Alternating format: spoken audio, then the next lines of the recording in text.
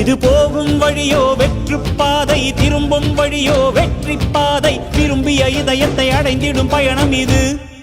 கடல் தாண்டும் பறவைக்கெல்லாம் வழியில் மரங்கள் கிடையாது.